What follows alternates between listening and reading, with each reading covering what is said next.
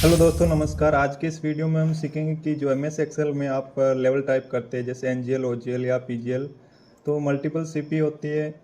जैसा कि आप डिस्प्ले पे देख रहे हो, मेरे पास एक लेवल सीट है जो ओ जी एल टाइप कर रखा है।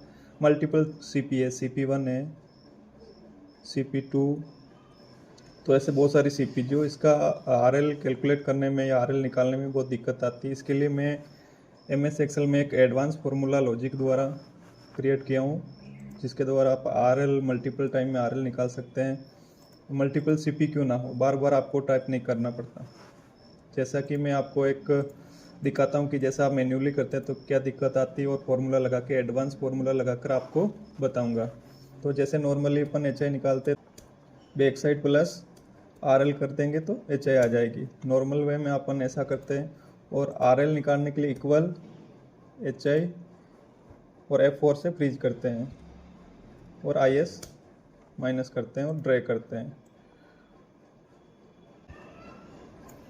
इसे ड्रैग करने के बाद में क्या, जैसे कोई सीपी आ जाती है तो अपने को, जैसे ये आई एस है, एच आई में से आई एस की एफ एस करना पड़ता है, तो आर एल आ जाता है। फिर वापस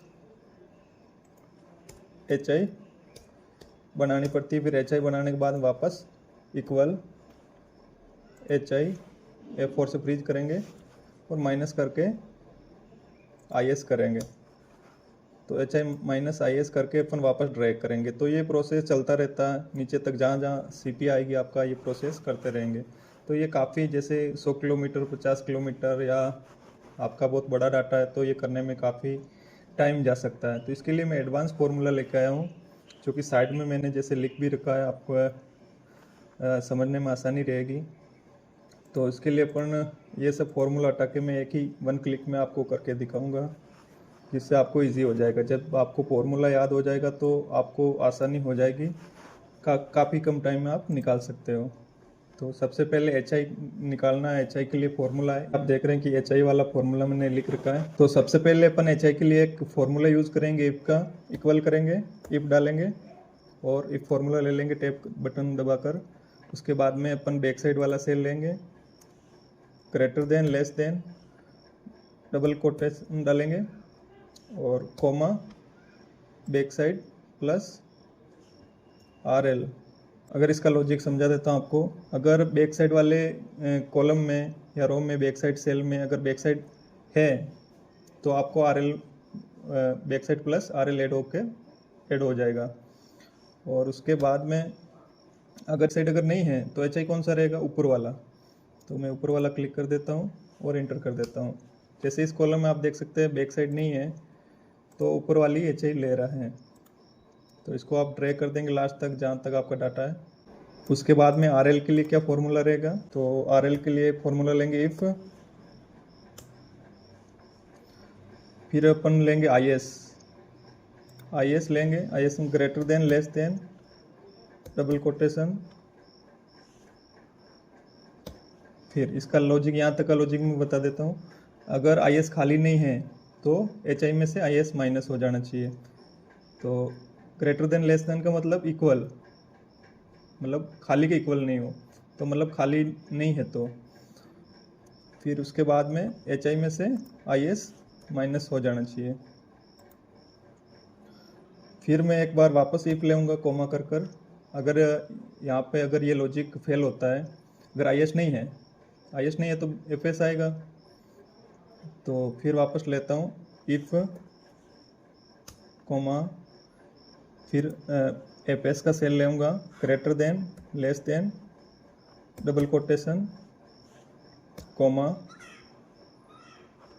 अगर एफ एस का सेल खाली नहीं है तो एच आई में से एफ एस माइनस हो जाएगा। तो ऊपर वाला मैं एच आई करूँगा G2 माइनस एफ एस। फिर कोमा दूंगा।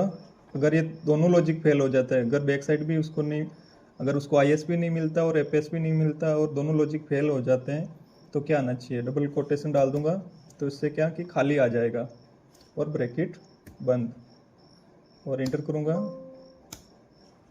तो मैं नीचे तक इसको ड्रैग कर लूँगा, जहाँ तक आपका डाटा कितनी भी सीपी, कितनी टीबीएम ऐड क्यों ना हो। तो ये फॉर्मूला मैंने साइड में लिख भी रखा है, back side greater than less than double quotation comma back side RL, ये यूज़ कर सकते हो आप। तो मैं नीचे जाऊंगा, CP पे देखूंगा, CP1 का RL भी आ गया और HI भी आ गई। देखो जैसे CP आया HI चेंज हो गई है और RL भी आ गया। जैसे यहाँ पे मेरी खाली है, अगर IS भी नहीं है और बैक साइड भी नहीं तो ये भी खाली आया, कोई दिक्कत नहीं है। देखो ब्लैंक आ रहा है, जैसे मेरा IS नहीं मिला उसको और FS नहीं मिला तो ब्लैंक आ रहा है। CP2 पे जाते हैं तो CP2 का भी RL आ गया, CP3 का भी हो गया। तो ये जहाँ क्लोज हो रहा है वहाँ पर चलते हैं, बहुत सारी CP है। तो अपन देख सकते हैं इसका RL आया 30.136 और ये TBM क्लोज हो गया 10 mm का एरर। तो ये तो TBM एरर है, कोई दिक्कत नहीं, लेकिन यहाँ पे एरर आ गया है। तो एरर आ गया तो कोई दिक्कत नहीं, आपको वैल्यू डालना है बेस्ट, क्योंकि इसमें TBM की वैल्यू नहीं है।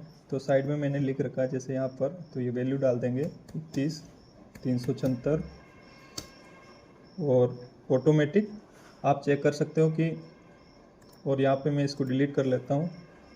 तो आप देख सकते हो कि HI ऑटोमेटिक आ गया और TBM भी ऑटोमेटिक आ गया। तो TBM का RL डालते ही ऑटोमेटिक सारी कैलकुलेशन हो गई। बीच में CP रहेगी तो भी ऑटोमेटिक कैलकुलेशन होती रहेगी। तो आप लास्ट तक चलेंगे तो देख सकते हैं यहाँ पर क्लोज हो रखा है मेरा TBM। यहाँ से मेरे को डाटा नहीं चाहिए तो मैं डिलीट कर लेता हूँ और यहाँ पर आप देख सकते हैं कि मेरा TBM 0 mm में क्लोज हो रहा है। तो ऐसे ही ट्रिक के लिए आप चैनल को सब्सक्राइब करें। ये मेरा एडवांस फार्मूला यूज़ कर बनाया गया वीडियो है, और ये सब आपको सीखना है कि चेनेज ये कैसे लिखना है, ऑफसेट कैसे लिखना है, साइड कैसे लिखना है, इसकी फॉर्मेटिंग कैसे करनी, तो आप पिछला वीडियो देख सकते हैं जो डिस्क्रिप्शन में लिंक दे दूँगा। तो थैंक यू दोस्तों।